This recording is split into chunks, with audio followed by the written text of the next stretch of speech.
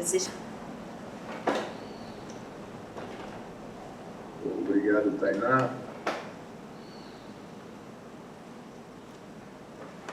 Bom, agora sim, então, senhoras e senhores, muito bom dia. Sejam bem-vindos aqui à nossa 272ª reunião aqui da CTMH. É sempre muito bom tê-los aqui conosco. Eu sei que são 9h05, ainda tem mais colegas para entrar, com certeza, mais membros, mas como já temos quórum, e hoje a nossa pauta... Espero que vocês tenham tomado um café reforçado, porque a nossa pauta hoje, provavelmente a gente vai ter bastante discussão e, com certeza, talvez a gente ultrapasse um pouquinho o nosso limite aí das 12 horas. Mas, para começar, eu gostaria só de, como sempre temos novos membros participando conosco, que é sempre muito bom essa oxigenação aqui na CTMH, que a Secretaria Executiva passasse o vídeo de regra de participação aqui às nossas reuniões virtuais. Por favor, Tainá.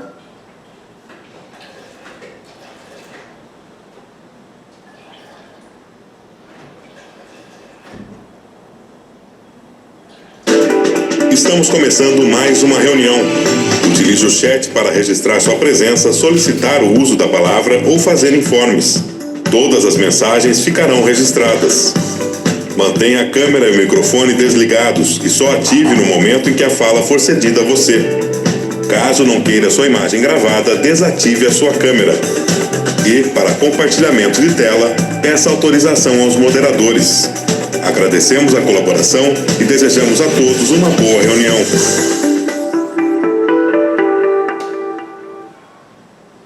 Obrigado aí, Tainá, e todo apoio do pessoal da Secretaria Executiva.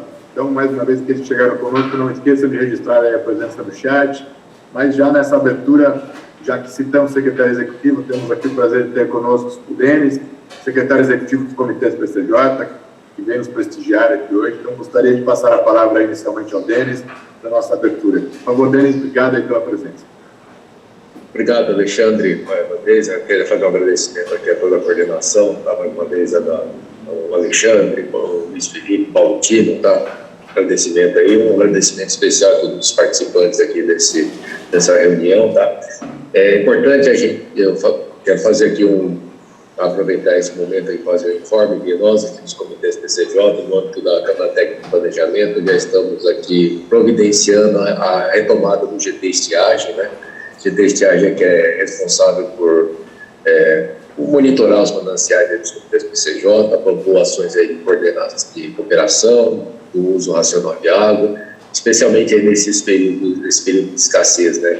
Que está se desenhando um cenário de escassez hídrica para 2026, é importante aí a gente ter operações aí de forma planejada, de forma antecipada, né? E também a gente tem essa função, né, de trabalhar os materiais educativos de comunicação social e também levar aí a público, né, as decisões dos órgãos gestores aí aos usuários. Então, sem muitas delongas aí, a pauta é longa, né, como sempre, da CTMH.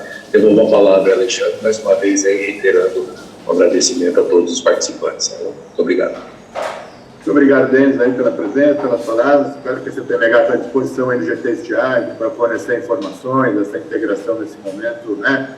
Que setembro sempre é um mês mais difícil do ano do ponto de vista da estiagem, mas claro que tem alguns anos que é mais sofrido, né? É mais complexo. Esse ano é um pouco difícil, né? Acho que ao longo da reunião nós vamos ver o número de ocorrências, né? Só pelos nossos informes, só os nossos informes de hoje já daria uma reunião no CTMH. Então, de fato, mostra a situação delicada que vivenciamos em 2025 e, claro, que as incertezas para 2026. Então, sempre muito importante essa reunião. Depois eu até vou citar a reunião que tivemos com a presidente do comitê, justamente levando essa situação. Mas, só para essa saudação inicial, gostaria de convidar também Paulo Tino, nosso coordenador adjunto aqui, para as suas considerações. Paulo, bom dia. Bom dia, Alexandre. Bom dia a todos. Como nós temos uma grande pauta, só vou desejar uma boa reunião e vamos em frente, Alexandre. Obrigado aí, Paulo. Só justificando a ausência do Felipe, né? O Felipe está estamos em 3 na coordenação, às vezes tem 4 coisas ao mesmo tempo, então o Felipe está se dividindo e nos representando numa outra agenda, por isso que não está conosco aqui hoje. Bom, então, sem mais delongas, vamos iniciar aqui a nossa reunião no dia de hoje. Só vou projetar aqui em tela.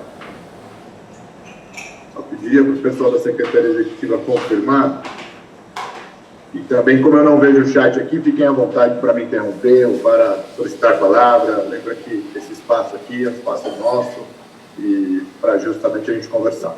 Bom, essa é a nossa pauta ordinária de hoje aqui, né? Nós já fizemos nossa abertura, temos um grande número aí de informes, né? Em virtude aí de todas as ocorrências, decisões que foram tomadas ao longo aí deste mês de setembro. Temos nossa pauta ordinária, né, quanto às situações policiais, apresentação da sala de situação.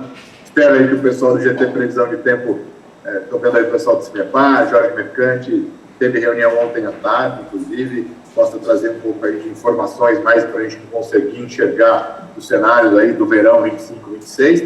E teremos, não sei se o Chicão, o pessoal do consórcio também já está conosco aqui, teremos uma apresentação sobre a operação estiagem do consórcio, né? Ou seja, que também já pode trazer um pouco aí de apoio aos usuários no sentido de alternativas e como conviver melhor, ser mais resiliente com essa e as futuras situações, principalmente de estiagem. Então, essa é a nossa pauta ordinária de hoje.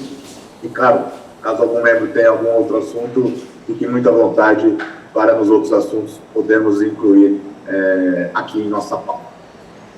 Iniciando, então, primeiro informe, eu gostaria, acho que muitos membros aqui participaram, agradecer aqui a presença, né, a pedido aí da SP Águas e da ARCESP, né, Agência Reguladora do Estado de São Paulo. Nós tivemos uma reunião no dia 16/9, de forma conjunta entre a Câmara de Monitoramento Meteorológico aqui do PCJ, a Câmara de Monitoramento Meteorológico lá do Comitê do Alto Tietê, a SP Águas, a ARCESP, a Ana também esteve presente, não sei se o Roberto Caneto está aqui conosco, não estou conseguindo ver a tela, mas enfim, né, um conjunto aí de atores, acho que tiveram mais de 100 pessoas participando, membros dos dois comitês, para a SP Águas e a ARCESP fizeram um balanço, né, daquilo que estava acontecendo, das medidas que estavam sendo adotadas, com um olhar bastante claro na Grande São Paulo, né, do sistema metropolitano, a Sabesp também presente, está aqui conosco, e foram apresentados, né, uma série de dados, perspectivas, e só separei uma das telas aqui para mostrar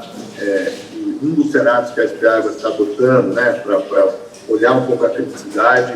Seria um cenário para este ano semelhante ao que a gente teve em 2021, foi bastante seco, e que haveria uma necessidade de uma, vamos dizer, de uma vazão adicional lá na Grande São Paulo, adicional ou uma redução na ordem de 8,23 metros por segundo, e a partir um pouco desse cenário que as medidas aí foram tomadas, do ponto de vista da ARCESP, por exemplo, a questão da redução de pressão, agora expandida para 10 horas, lá na Grande São Paulo, enfim, né, uma série de medidas aí que o governo adotou. Então, agradecer aos membros da CTMH, muitos puderam falar, opinar lá na reunião, então, só informando a todos que tivemos essa reunião e que um dos pleitos aí dos dois comitês, das duas CTMHs, foi exatamente que haja uma perenidade, né? Estamos aguardando aí, já houve a publicação de um primeiro boletim, está lá no site da SP Águas, do ponto de vista dessa situação, acho que é do dia 19 de setembro, então haverão boletins, né, semanais, essa foi a promessa, e para que a gente possa, de fato, estar acompanhando as duas regiões de forma conjunta, os comitês, né, a CTMH. Então, está aí só como informe, já que muitos membros aqui estiveram presentes e participaram lá, né. Depois, se tiver comentários, eu acho que vamos fazer todos os informes, são muitos, e aí eu acho que a gente abre a palavra aí para todos ficarem bastante à vontade para a gente conversar um pouco sobre isso. Também, né, a gente compartilhou com todos já, mas só para também trazer aqui como informe, todos devem ter acompanhado, a SP Águas publicou duas deliberações, a número 12 e a número 11, que é de setembro, aqui de 25, a primeira delas declarando escassez quantitativa na porção de competência do Estado de São Paulo na bacia hidrográfica do Rio Piracicaba, né? E por que, né, alguns ficaram com dúvida, por que na competência do Estado, né? Porque lembra que nós somos uma bacia interestadual, né? Temos rios de domínio da União, no caso do Piracicaba, do Tamanducaia, e temos rios de domínio do Estado, né? Que é o caso, por exemplo, do Corubataí, do Jundiaí, né? E outros afluentes aí das calhas federais também, né? Alguns me mandaram dúvidas, só para esclarecer então para todos, porque tem essa questão da competência do Estado de São Paulo na bacia do Piracicaba. Então, a deliberação número 12, que declara a escassez hídrica quantitativa, e a número 11, que também faz a mesma declaração lá para a bacia do Alto Tietê, todos puderam ter acesso, via e-mail que compartilhamos. A declaração em si não gera nenhum efeito automático, né, do ponto de vista de restrição, etc. A gente vai falar um pouco sobre isso mais adiante, mas esses atos basicamente declaram a escassez e criam a condição para uma gestão diferenciada nessas duas bacias hidrográficas, que neste momento, embora outras regiões do estado também tenham sofrido, né, várias questões aí, mas essas duas regiões que mais têm sofrido com estiagem severa estão vivenciando aí, né. Também na mesma data houve a publicação da deliberação SP Águas número 10, né, que estabeleceu o experimento regulatório para a implementação do protocolo de escassez, né, a gente já tinha divulgado aqui no âmbito da CTMH, a consulta pública, né, houve a publicação aí do experimento regulatório, que basicamente é um protocolo de ação da SP Águas, inclusive iremos convidar para estar na próxima, talvez reunião do CTMH, também fazer uma apresentação aos membros aqui, e que basicamente, assim como a gente tem lá a gestão do Cantareira por faixas, de uma forma muito resumida, cria lá, né, o estado todo, né, o estado foi dividido em 114 sub-UGRs, né, como se fosse 114 quadradinhos, e aí são 5 estágios, né, normal, atenção, alerta, crítico, emergência, e aí, claro, tem vários gatilhos para acionar cada um desses estágios, né, a STI, para quem está acostumado aqui no CTMH, o Jorge sempre fala da STI, monitor de seca, enfim, um conjunto de indicadores que levam a um determinado estágio ou não, e seria declarado uma vez por mês qual a situação de cada um desses 114 recortes geográficos do estado de São Paulo, e claro, para cada estágio gera uma série de consequências, regulações de comunicação, fiscalização e, claro, nos estágios mais graves, restrições para os usuários de maneira geral, né? Então, só estou trazendo como informe, a gente pretende nas próximas reuniões, se possível, já na próxima, 5 de novembro, convidar o STAB para uma apresentação aqui. Importante que todos os usuários estejam bastante cientes do que é esse protocolo, e ainda que esteja em caráter experimental, pode trazer várias ações aí, principalmente ao longo de 2026. Né? Então, só trazendo o informe aqui aos membros. Em 23 de setembro, também aí sim já com uma consequência prática daquela declaração de escassez aqui no Piracicaba, a SPAB publicou esse comunicado dizendo que, tendo em vista exatamente aquela deliberação número 10, né, que classifica a Piracicaba como bacia crítica, basicamente 3 ações diretas já, né, ficam suspensas a partir de 24 de setembro de 25 passado agora, basicamente 3 questões. Né? A primeira, as declarações de dispensa de outorga de captação superficial para usos não prioritários.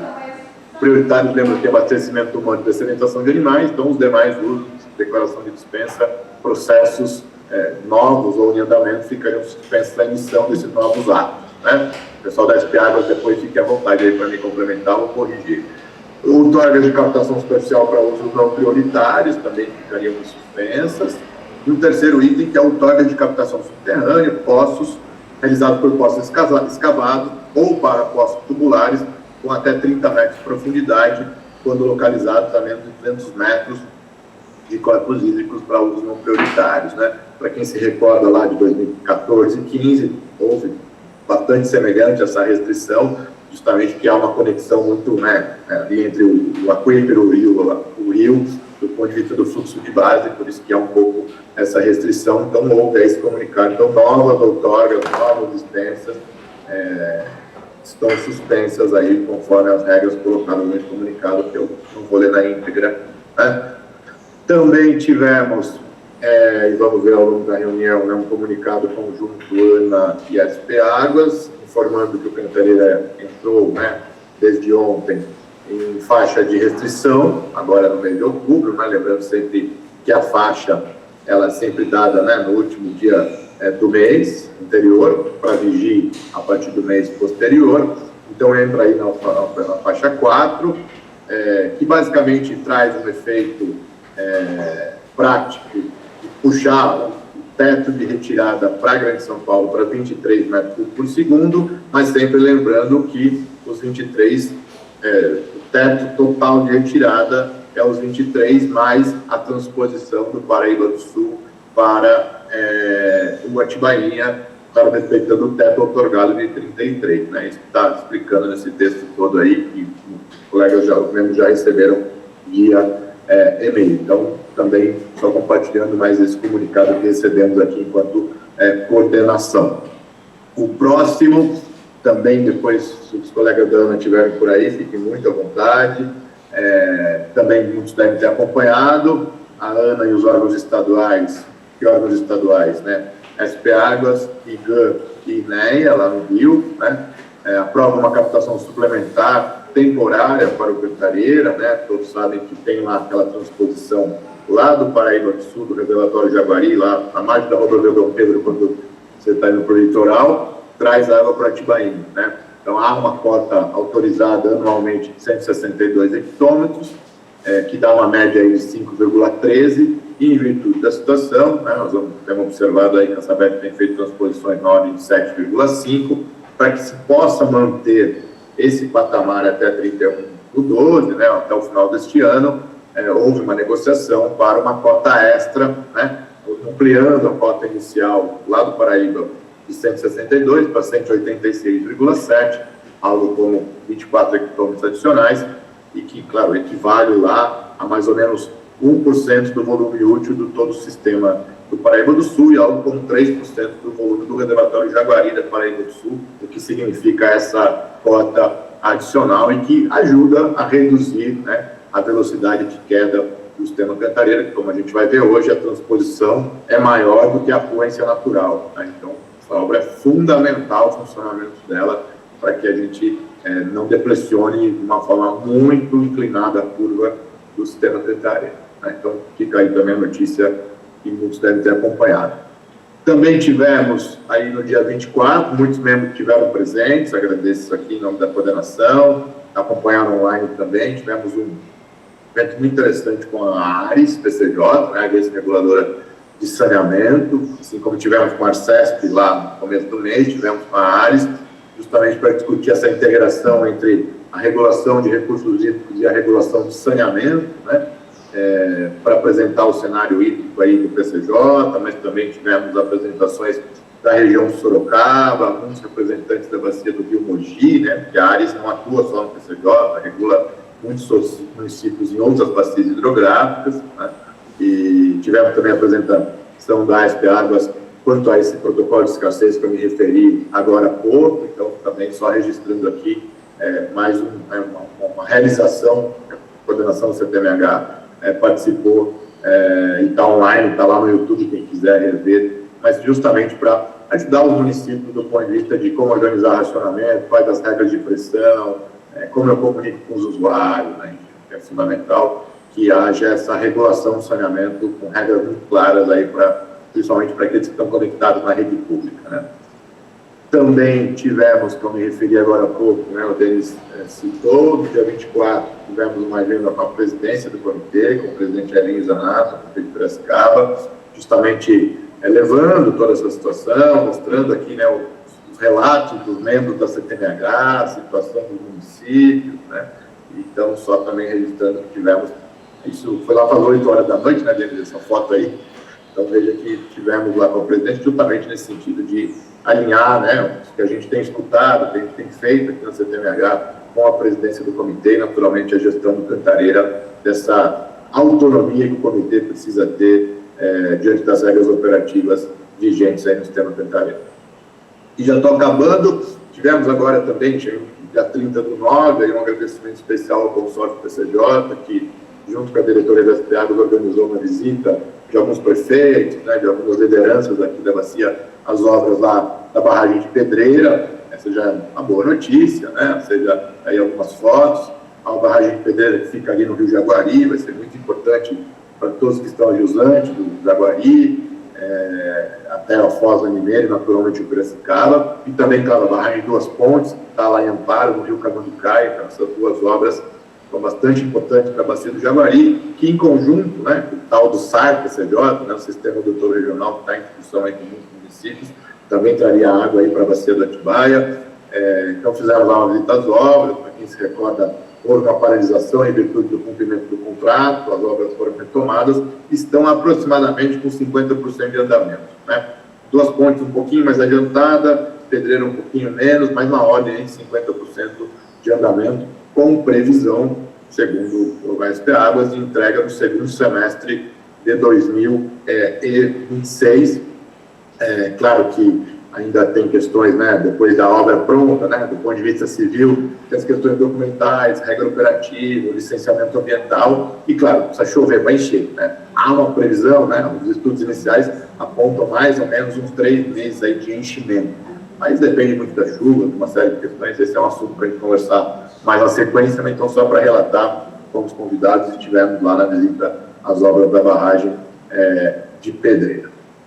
E por fim, acho que é o último agora de verdade, temos acompanhado a situação no município de Americana, assim como, né, na última reunião já relatamos inúmeros municípios, né, decretaram emergência hídrica, como é o caso, por exemplo, de Limeira, ou municípios que têm feito outras ações do ponto de vista de fiscalização, restrição ao uso de água potável, Iracemápolis, Poderópolis, controle de pressão em Atibaia, enfim, né, uma série de municípios aí, racionamento em Bom Jesus, Perdões, enfim, a região do Jundiaí também, né, é o pessoal da região Jundiaí, que eu sei que tem apoiado aí vários municípios, como Tupéva, e então a Americana, né, agora formalizou, né, a questão aí do decreto de emergência, o Leandro nos encaminhou, depois também fique à vontade, se quiser, as dificuldades qualitativas, né, grande dificuldade, né, nós vamos falar sobre Sonoré, teve problemas, Limeira teve, do ponto de vista das restrições qualitativas que acabam, né, em virtude aí das carências de infraestrutura do saneamento e as condições do manancial, acabam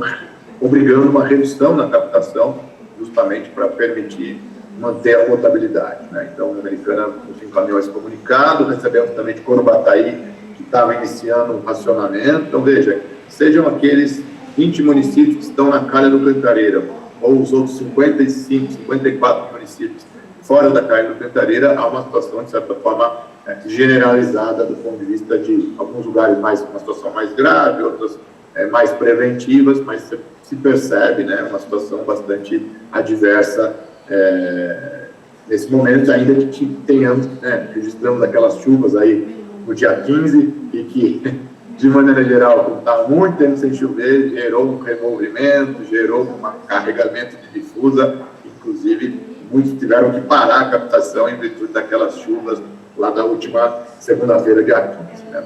Então, da minha parte, era isso. Eu não sei se eu falei vários informes, se tiver algum colega que foi citado, algum membro ou algum órgão, fiquem muito à vontade aí para fazer complementos, correções, em virtude aí dessas questões todas.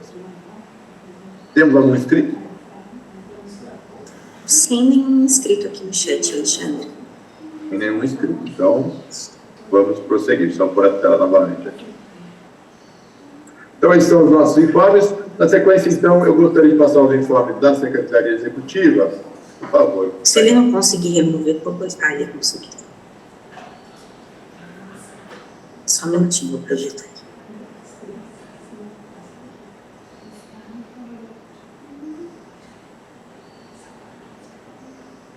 Bom dia a todos e a todas novamente. Então, dando sequência aqui aos informes da Secretaria Executiva, nós recebemos um ofício de alteração de inclusão de representante da DAI Jundiaí, né, como é membro já participante aqui da CTMH, a gente passa apenas como informe a inclusão da senhora Nádia, agora não sei se o sobrenome dela é Zarkuski, para representante suplente. Ela esteve até na última reunião da CTMH lá com a gente, então chegou a indicação aqui dela também. Nos ajude aí, Maria, com o sobrenome. O Alexandre, nem eu sei direito, mas Zahartuk, acho que é isso. Obrigada, Maria. Na sequência, a gente, como o Alexandre comentou, né, a próxima reunião da CTMH é presencial, então a gente reforça aqui com relação ao informe sobre o custeio de despesa de viagem aos membros dos comitês. Então, qualquer atividade aqui dos comitês, né, destinado ao pagamento de despesas com alimentação, hospedagem e locomoção, devem ser remetidas aqui, então, a solicitação para o custeio aqui da agência PCJ. Então, as informações a gente está disponibilizando aqui no chat. A quem são disponibilizadas as diárias, membros representantes de organizações civis, exceto empresas privadas, membro de entidade associativa representativa de usuários de recursos hídricos, o coordenador e coordenadora adjunto das câmaras técnicas, dos comitês, e pessoa física sem vínculo ou representação dos comitês convidada a palestrar. Quais as condições para serem concedidas essas diárias? Solicitar no prazo de até 5 dias antes da reunião, o anexo dos documentos que justifiquem a necessidade da viagem, assim como a própria convocação e a pauta da reunião. Então, lembrando que ela sai dentro do prazo regimental, né, com 7 dias de antecedência. E para as reuniões plenárias, o prazo para solicitação é até 8 dias antes da reunião. E muita atenção em relação à prestação de contas, em até 10 dias após o retorno da viagem. Então, o relatório, o formulário de viagem estão disponíveis ali no link ali do custeio, da página do site dos comitês. A gente reforça para que assim que cheguem na reunião ou no evento que estiverem participando e que solicitaram a diária, para que já façam um registro da lista de presença. Assinou, já faz ali a foto, e aí já é um comprovante ali para anexar junto do relatório. Quando não serão concedidas as despesas que forem realizadas no município de residência do solicitante, o membro que estiver com a entrega do relatório de viagem pendente e não estar em dia com a entrega de lista de presença, atas aprovadas em caso de membro da coordenação da Câmara Técnica. Membro que estiver com pendências com cursos financiados pela agência PCJ e o membro que tiver reembolso de outras fontes de recursos. Então, lembrando que essas regras são específicas ali nas deliberações, também neste mesmo link aqui do site dos comitês, tá? Que a Lucrécia já colocou aqui no chat para vocês.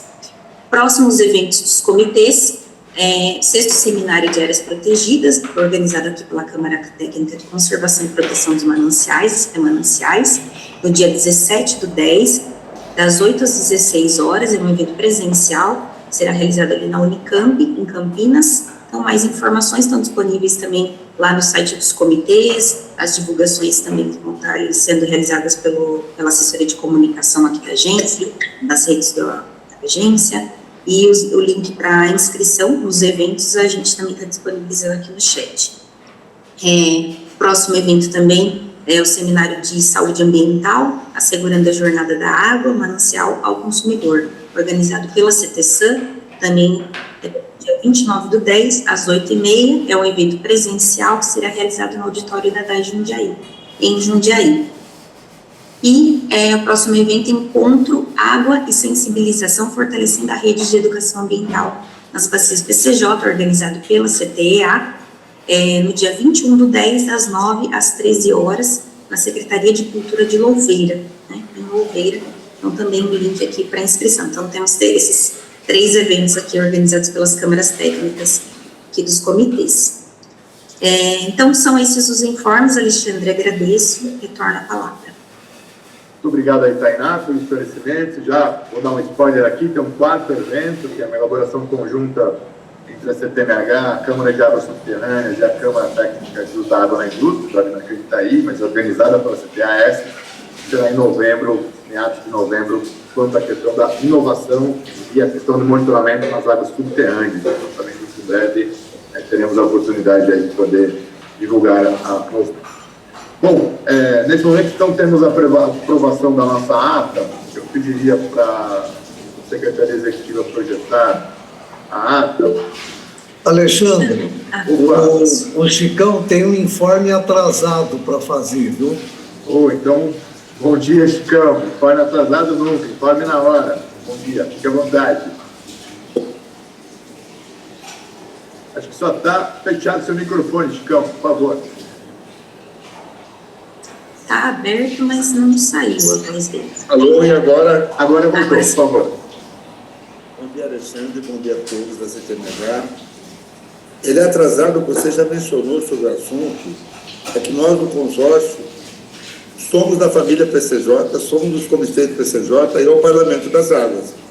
E nós sempre que vamos tomar alguma atitude, gostaríamos de ter orientação e o aval. Com as novidades que foram afloradas na nossa participação, né, durante o ENCOB, lá em Vitória, no Espírito Santo, nós trouxemos, né, as reivindicações dos 10 comitês do mundo da União sobre o contingenciamento dos recursos da cobrança. E analisamos, inclusive, no nosso grupo aqui regional, do PL 251, do qual o doutor Rodrigo Sanches está aqui presente, faz parte, e nós tivemos uma reunião recente com o Conselho Fiscal do Consórcio, que são os vereadores, que estão ávidos para contribuir. Então, eles se ofereceram, quando nós informamos dessa novidade, para fazerem moções de apoio. Então, nós conseguimos, através do Denis, os documentos que já foram encaminhados oficialmente pelos 10 comitês e tudo mais. Solicitamos aval, inclusive, do doutor Rodrigo Sanches, se deveríamos promover, né, o estímulo para que essas moções fossem deflagradas, que elas acontecessem, para que a gente trabalhasse de uma forma conjunta e não prejudicasse de maneira nenhuma um compromisso que os próprios comitês PCJ já vem assumindo. Então, esse informe atrasado, que eu digo é o seguinte: estamos prontos para deflagrar essa ação. E é uma ação que eu acho importante a gente já treinar agora, porque se os vereadores já estiverem preparados, se nós tivermos que fazer alguma manifestação aí quando a renovação do outorga do Cantareira, nós já estaremos de uma forma harmoniosa, porque tudo que nós vamos fazer será sempre harmonioso, estaremos de uma forma harmoniosa, já afinados com o Legislativo para eles nos ajudarem. Então, eu só estou lembrando isso, se o doutor Rodrigo Sanches quiser fazer algum complemento, ele já disse a doutora Alessandra que estaria no CRH já aventando sobre isso. Eu entrei um pouco atrasado, mas vi que você já estava fazendo informe sobre isso. Então, eu estou atrasado 2 vezes, atrasado porque entrei na reunião e atrasado porque estou trazendo esse assunto. Mas eu entendo assim, Alexandre, Parlamento das Águas e os comitês, a CTMH nós sabemos a força que tem. Então, eu coloco para você e para outros colegas se devemos prosseguir com essa ação realmente, ou se tem outros caminhos, outras formas, porque o que nós desejamos, acima de tudo, é que pior não aconteça. Porque se esses recursos forem realmente contingenciados, o CAGestão vai ser acionado, e o CAGestão sendo acionado, todo o sistema de gerenciamento vai para o ralo. É só essa preocupação e escusas pelo atraso. Bom dia a todos. Estar aqui na CTMH é uma alegria que vocês não fazem ideia. Muito grato.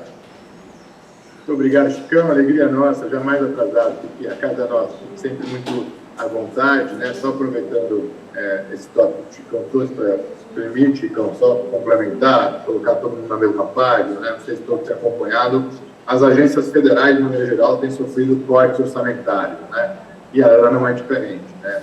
Lembrar que um dos componentes do orçamento da ANA é uma cobrança pelo água do setor elétrico, que a gente chama de CEFUR, né? Que essa grana vai para a ANA e ela serve, por exemplo, para financiar a rede hidrometeorológica nacional, né? A nossa aqui, PCJ, de certa forma, bancamos a nossa, mas tem postos da ANA aqui na bacia, e no Brasil como um todo, até de outros programas. E ao haver esse contingenciamento desses recursos, evidentemente que muitas ações ficam prejudicadas. Tem havido, ao longo dos anos, uma diminuição desses recursos, mas para 2025, a torneira foi fechada bastante, né? Então, a ANA, junto, como o Chicão disse, com os comitês federais, o Conselho Nacional aprovou uma moção no sentido que haja uma recomposição desses recursos, e quem opera, por exemplo, só para dizer os impactos na rede, sabe o que significa